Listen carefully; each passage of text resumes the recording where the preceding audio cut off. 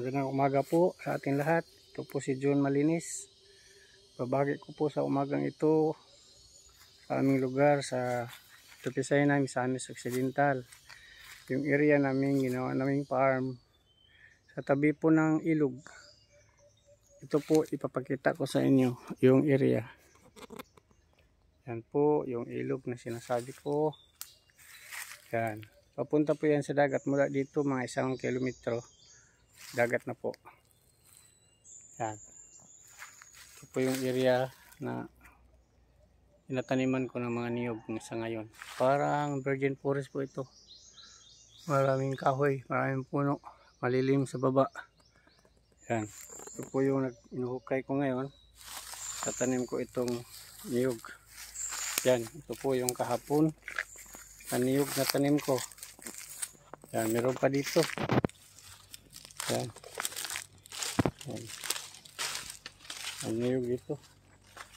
Ito po. Tanim ko sa kabilang ng ilog. Oh. Kita natin. Yan. Yan po ang tanim ko kahapon. Ang niyog. Ito po nasa boundary. Yan. Pangalawa. Pangatlo. Yan. Pangapat.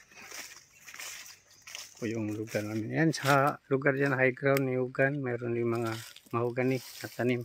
Malaki na. Ito yun. Yun. Yung mga tanim na yan. Kahapon ko ito. Natanim ko. Na niyog.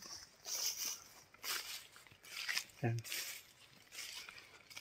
Ito mga niyog na ito. Nakapila po ito dito. Yan. Yan. Maganda yung lugar namin. Yan. Ito po yun.